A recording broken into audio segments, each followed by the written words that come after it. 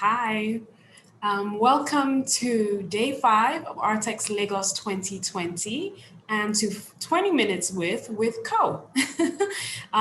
It's been a fantastic time. We've done, I think, 8 galleries so far in these insightful conversations. We've had the lovely Toyi Odulate lead 3 of our sessions. And again, this afternoon, we have Papa Omotayo as a repeat guest moderator with Co in conversation. And 40 minutes is, I think, our take on the conversations we typically would have had with our gallerists at our booths in Lagos, Nigeria. But we're fortunate this year that we can actually have them digitally and we can have you join from wherever you are in the world. I'd like to introduce Papa. Papa is our dear friend and a member of our board at Artex Collective. He is an award-winning architect, a designer, writer, and filmmaker. His work strongly focuses on exploring the nature of culture and the context within contemporary Nigerian and the extended African condition, both locally and globally. He's a strong believer in creating work through cross-disciplinary collaboration and participation, and he strives to find new possibilities for creating nuanced visual narratives in Nigeria's urban centers and beyond. He's the founder of a white space creative agency and the creative director of MOE Plus Arts Architecture. He currently lives and works in Lagos, Nigeria. Welcome, Papa. How are you doing? I'm great. It's great to be here. Hi, everybody. Hope everybody's had a fantastic Sunday so far. We're joined with a great gallery and the founder of the gallery, Mrs. Kavita Chellaram, and the gallery director, Joseph Gergel. And it's great because even though everyone is in different parts of the world, it's fantastic that you've been able to join us. I think what'd be great to hear a little bit about the origins of Co. Kavita, I mean, you're very well known in the art scene here in Nigeria for many, and in Africa, I guess, for many, I don't want to say many decades, but for decades at least. So it's exciting to hear about Co. So I'd love for you to tell everybody, the audience, a little bit more about how Co started and what the gallery aims to do. Thank you, Papa. I originally founded Art House Contemporary, the auction house, in 2007, and we've just concluded our 25th auction. As we expanded the projects over the years with Art House the Space and Art House the Foundation, we began to see ourselves also focusing on exhibitions, artist residencies, and art fairs. I created Co as a separate entity from Art House, apart from the auction, that is an art gallery dedicated to presenting exhibitions and promoting artists. And what we really did in the beginning was have a lot of the people that were in the foundation, which we've had for 5 years, and we've had 20 resident artists in that. So our first couple of shows that we had when we started were really representing the foundation. Of course, we have a lot of artists that we've represented. We had a major show in Art House the Space, which was the Zaria Rebel show. We had the Yusuf Grillo show in 2015.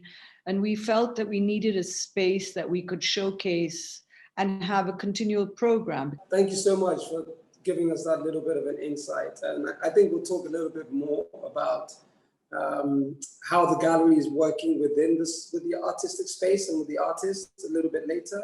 But thinking about Artex 2020 this year, Artex 5, it'd be great, Joseph, if you could tell us about the artists, maybe 2 or 3 artists that you're showcasing this year, a little bit about their background and something about their work that is sort of drawn Co to them. Sure. Thank you, Papa, for having us and for moderating the talk today. And really a huge congratulations to the whole Artex team. It's very exciting to be able to participate virtually this year. I was really amazed yesterday with the Artex live performances, and it was so cool for us all to be able to experience that from all different parts of the world. So when we selected the artists for the fair this year, we knew that we wanted to showed this duality that focuses on between the modern and the contemporary. So we wanted to create a diverse selection of artists for the presentation. So we have a selection of modern artists and contemporary artists, and we could start by speaking about the modern artists we're showing, which are Uzo Gonu and Ben Asawe. We could start with Uzo. Uzo Gonu was a Nigerian-born artist who settled in Britain in the 1940s, and he lived there until his death in 1996. He worked primarily in printmaking and in painting, and his works combine references from Igbo and European cultural traditions, and he merges these to create a unique modernist language. These prints are characterized by his use of color, his use of geometric forms, and this series was a series of prints made in the 1980s, and they come from an archive collection from Bernard Cook, who was a printer in London and who worked with Uzo Gonu for almost a decade, beginning in the 70s. So these prints are artist proofs and printer's proofs accordingly. We can move to Ben Asawe, our other modern artist we're showing. Ben was another central artist of Nigeria's post-independence generation, and he's best known for his modernist sculptures. So the sculptures here, they represent his practice, which incorporate fluid shapes, modernist forms. He often abstracts the human figure, as we can see in some of these works. And in this presentation, we have both examples of his wood, which is here, and also his bronze, both from the 1970s. If we move over to contemporary, we could start with Chike Obiagu.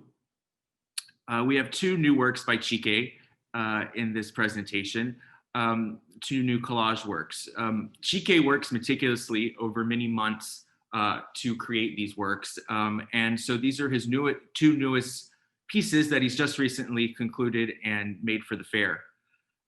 His work is known for his use of collage. He incorporates magazine fragments and advertisements to create these narrative, large-scale mixed media paintings.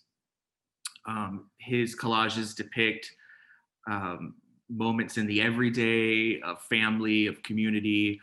He also references music, popular culture, politics, religion in these works. If we move to Toyin Loye, we have artists in this show from based in Nigeria and also throughout the diaspora. So Toyin Loye is a Nigerian artist who's now based in The Hague. He works across many different media, including painting and sculpture and photography. But this is a series of screen prints that he's done where he punctures the photographic surface and makes these markings. He's inspired by his cultural heritage and the tradition of body and face markings in Yoruba culture, which represent identification with family and kinship and genealogy, and is also a symbol of beauty. So he makes these markings, and it's really carving into the photograph itself, which creates this sculptural depth to it. And because each one of these is silkscreen, and each one of these, even though it's an edition, is unique in the way that he's punctured each work. We can move to Chioma. Chioma Ebinama is best known for her figurative watercolors and her works on paper. She was raised in the United States by Nigerian parents. She's now based in Athens, Greece. And she describes her work as a meditative practice and as a tool for self-liberation. So this work is titled Fulawa O2, and it's made with sumi ink and watercolor on paper. The title is a phonetic spelling of the word flower.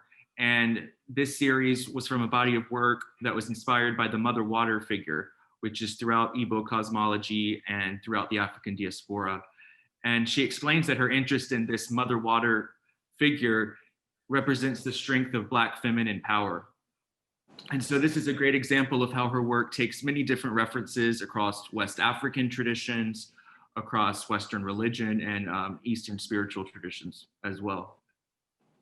We can move to our last artist, Isaac Amokpai. And so Isaac combines elements of expressionism and surrealism in his paintings. He was introduced to art by his father, who was the pioneering artist Amokpai. And so his work can be seen in dialogue with this modernist visual language. We could start with Air 4. This is a series that was inspired by the weight of expectation that falls on somebody that's in power. He refers to this figure that he uses a lot as the monad form. And he explained that it was a personal name for a form that both he and his father used to illustrate the human soul.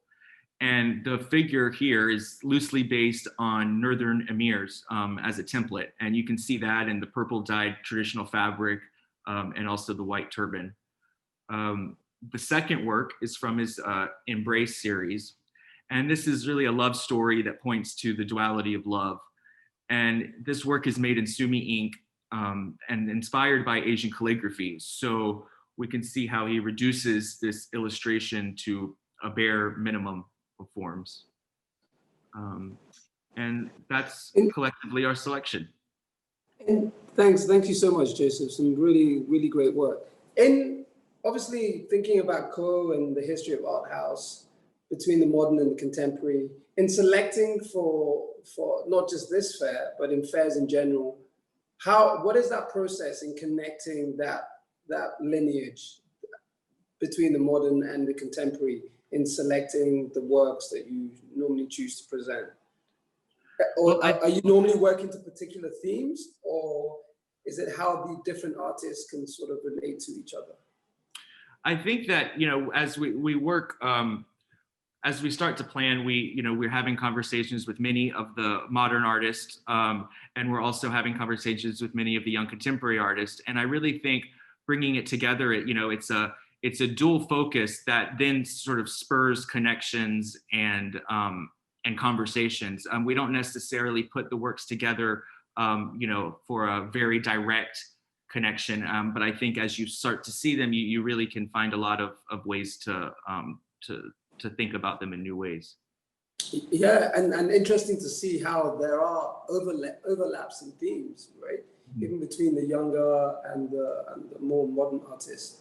Mm-hmm. And thinking about young artists and thinking about, like you said earlier, we're in this virtual space right now.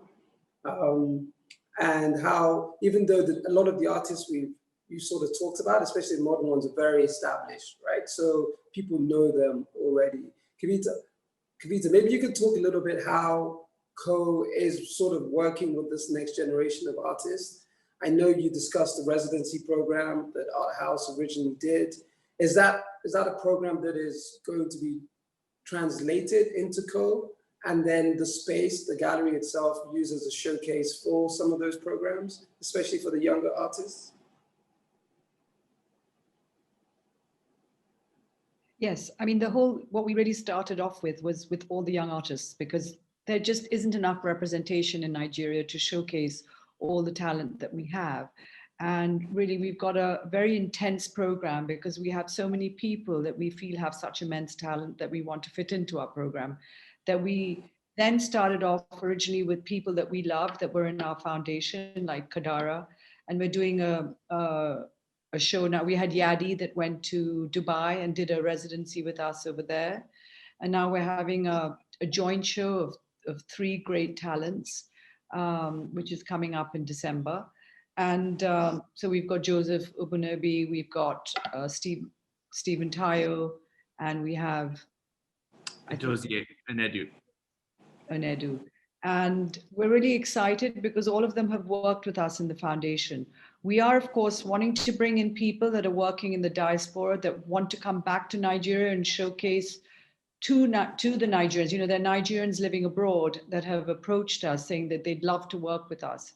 So we have some masters that live abroad like Emmanuel Odita and Sidibe that we're going to do shows with in the future. So possibly next year, 1 show, and then the following year, another show. And this whole mix of really what we want to create is show, the modern and then how it's been interpreted into the young contemporary and some kind of nuances and some kind of connection that Nigeria has both in diaspora and at home. So that's what we're really looking at. And we're so excited that we're able to work with the young and give them much more time and ability to showcase with us. So it's been quite amazing up till today what we've done. And I think the artists are very excited, and we're very excited to have them in our gallery. And Joseph, maybe you could, maybe picking up on maybe one of the artists, I think it was Ebiana, that you were talking about the process a little bit more of the hammering into the work. Am I correct? That's Toyin Loye. Sorry, Toyin. Yeah. My apologies. Toyin's work. I think it's really interesting how I guess maybe the younger artists are looking at different ways of working in mixed media. Could you maybe talk about a little bit more about that work and how I guess the younger artists are sort of applying new techniques or new ideas into their work, the ones that Co are working with? Yeah, I mean, even with our selection for ArtX, you know, we also have multiple generations when we talk about contemporary. You know, we have artists that were born in the late 50s and, you know, to early 70s, and we have artists that were born, you know, in the 80s and later. So it's diverse in that. So I think one of the commonalities is this focus on the material and the process in a lot of these works. So you talk about Toyin Loye and the way that he's, you know, puncturing the silkscreen canvas, and it's really a way to mimic the markings that are known for, you know, body markings in Yoruba traditions. If we look at Chioma's work, for example, she's working with Sumi ink and watercolor and really looking at this Eastern tradition and practice. Also, Isaac Amokpai is using Sumi ink and watercolor and looking to the tradition of calligraphy. So you see that you know, process and materiality is important in all of these works. Even when we look back to the moderns, I mean, Ben Asawe as a sculpturist, you know, his focus in wood and bronze, I mean, they really dictated what he made.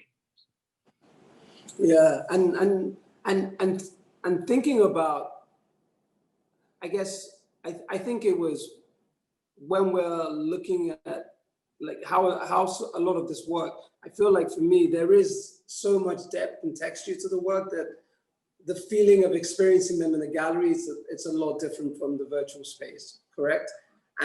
But thinking about that and the reality of what's happened this last year, and what does Co think in terms of like that, how to bridge this virtual experience with the actual more interactive real life gallery experience? Well, when we started Co, I mean, you know, it's been a very interesting experience this year because we had started working to open Co earlier in the year, and we were thinking about opening sometime in the spring. And of course, the pandemic, you know, changed all of our plans. And so we, you know, essentially opened a gallery during the lockdown, and we opened, you know, planning all of that. And then we ended up opening it finally in September. So we knew from the beginning that we wanted Co to open as equally a virtual space, because as we were planning our shows, at first we didn't even know if we could have physical shows. I mean, we knew we wanted to have physical exhibitions, we just didn't know if we were going to be able to have an audience for that. And so we knew that we wanted, as we founded the gallery, to really connect our website to make it as much of a virtual experience as possible. So, you know, each exhibition you can go through a virtual reality you know, rendering and go through the gallery that way. We do videos with the artists. We produce a catalog for each exhibition and really try to have that online experience. I mean, luckily, as we started in September, we could start having people come to the gallery. And right now we have 4 people at a time that can come in 1-hour slots. And that seems to have worked very well. You know, we all miss the opening receptions and getting together and all of the buzz that surrounds that. But for now, we definitely see people engaging online and virtually, and it's really also, you know, opened up the collector base that we're getting more international response, as well as people in Lagos that are coming to the shows. I think that's really fantastic, and I have to say that haven't seen just the launch of Co, and how much it seems that the gallery has really thought about this new audience. You know, the videos are great, the interactive gallery is really great. I've been on them myself because I've missed both of the exhibitions, but I've seen them first online and then come to the space afterwards. I think what would be nice to maybe talk about, like, what are your thoughts programming next year? Are there any new artists that you're sort of working with that you're hoping to showcase, whether it's in the first or second quarter of next year? Yeah, so we start next year in January with an exhibition series. That's a 3-part exhibition series of artists from Nsukka. So we have exhibitions with Ngozi Omejiazema, Eva Obodo, and Ozioma Onuzilike. And all 3 of those artists are artists that are, you know, based in Nsukka, that teach at Nsukka, and whose work all, you know, revolves around this exploration of material and technique, and creating sculptural installations with more organic processes and types of materials. We're also planning to participate in South South, which is another online platform that's launching in February.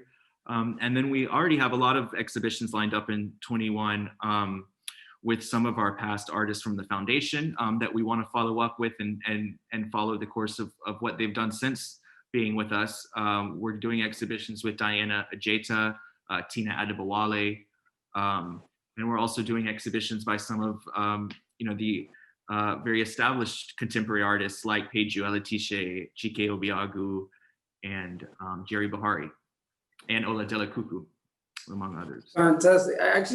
It actually leads on to a question that is coming from the audience, which asks, the established artists you've chosen to exhibit in Artex Lagos are very different from the emerging artists who you have shown recently in your physical space, Kadare Nyasi, Bibi, Yadichima. How do you decide which artists to work with? And do you find that there are commonalities between the 2 groups, emerging and established? That's a question from the audience. Okay, well, I think, you know, while it might look different what we've showed at the gallery in the last few months and what we're showing at ArtX, I think if you, as we look at our program overall over the next year, we're really trying to have a balance between, like we said, the modern and the contemporary, but also within the contemporary, emerging artists and the more established artists, and also artists in the diaspora. And so I think that will balance out as we as our programming continues. And yes, of course, you know, we see many commonalities between all of these different practices, and I think the balance is what we're interested in doing in Co, and really showing, you know, really diverse types of work. And another question, what do you think of the rise in demand for African art in recent times? In particular, what role do you think galleries can play to ensure that this interest is sustainable as opposed to a trend? Great question. What are your thoughts on that? Perhaps you and Kavita could also touch in on this, because yeah, Kavita, are you there? Maybe go ahead, Joseph. Okay, if she comes back in, hopefully she can. You know, I was reading something the other day that somebody was, you know, commenting on this idea that African artists, you know, always kind of having this new resurgence is something that always has been said. So I don't know how much it's a resurgence, because we've been saying that for, you know, the last 10 years or so.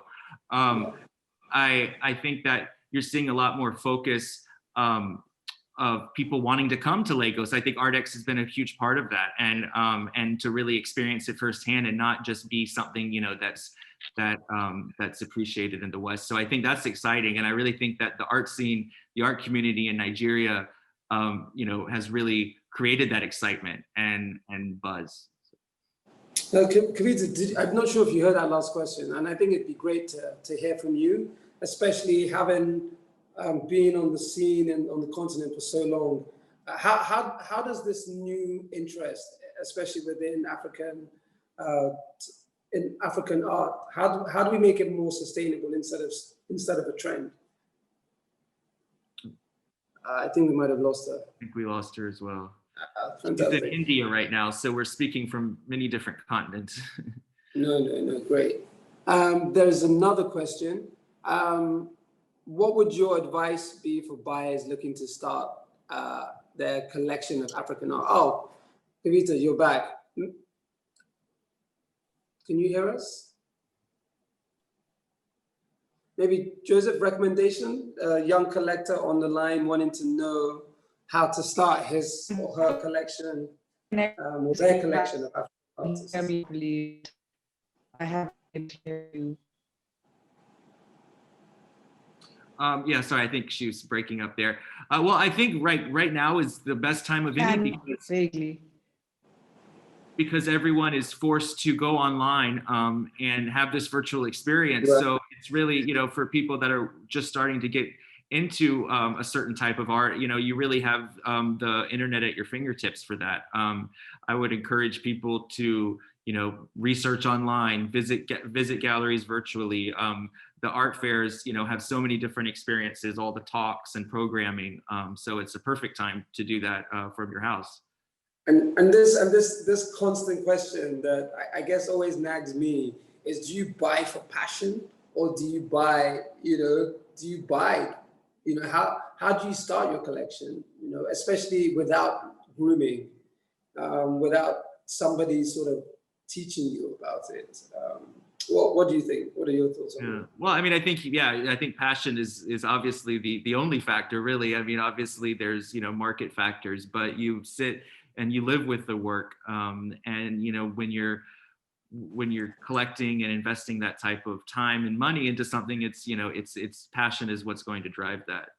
So you get what you love. And I think a final question, which is a really interesting one, about a media which Toyin and a couple of the artists seem to work within, which is photography. And we know on the continent, photography still is still rising in terms of collectors, and especially since Co's position exactly is between this modern and contemporary space, working with younger artists, a lot of them working in mixed media photography. It'd be great. I think there's a question that is, do you think photography will command higher interest and value and become more prominent on the continent? So yes, I mean, I think that we've been seeing so much of exciting things happening in photography over recent years in Lagos and throughout Africa. And right now we're in the midst of speaking with some of the older generation of photographers that we really hope to develop projects with. And so we're very excited about that. We also see that, many artists now are using photography, not just as, a documentary photographer in that traditional sense, but they're really using it in new ways. So, I mean, Kadara Inyasi is a great example. In our first exhibition, he, is best known as a photographer. That's really how we started out. But in this first exhibition, he was really expanding and going into abstract monochrome painting. And even his use of photography was with collage and a different type of experience with it. So I really think that's most exciting, is when we start seeing photography being presented in new ways, and photographers going and searching through other mediums to even develop their work more. Thank you so much. So before we're about to round up, so I'm glad Kavita's back so she can leave us on a high note with the question of: how do we maintain this current interest on artist work in Nigeria, in West Africa, and the larger continent? How do we make it sustainable instead of a trend? It'd be great to hear and close on your thoughts on that. Well, I think, the broader audience, the larger audience, going to art fairs, showcasing it abroad, and making it important. We just, Africa just hasn't had that importance, and the artists over here have not been represented. And we feel that by this representation of going to art fair, it's going to generate more interest. And once I think people on the continent realize that we have such incredible art, and it's being showcased abroad, and artists are going up in value, and they're doing phenomenally well and getting prizes, etc. I think the change is going to happen in Africa. And what is amazing is that Nigerians do love to collect. I think the pandemic has shown people, because they've been home a lot, that they need to beautify their homes. So I think there's been a lot of interest in people wanting to buy art, because now they're sort of entertaining at home and spending so much time at home, and everyone's like wanting to beautify what they have. And what better can you do than having a beautiful work of art in your house? It just makes your life just absolutely incredible. To wake up every day and go down and see your art. And thank you. I think that's what we have to be grateful for. Yeah, I think that's a perfect note to end on. Thank you. This idea of waking up every day and being inspired by the art in your home, and that is the first and final comment for the day. Thank you all so much for joining us, Kavita Chellaram, Joseph Gergel, Artex. This has been 20 Minutes with Co, and we hope you guys enjoyed it. Please reach out to the gallery and check out the Artex website for more information. Have a wonderful Sunday, everybody. All right. Bye-bye. Thanks a lot, Papa. Bye. Joseph, Thank you. Thank you. Bye-bye.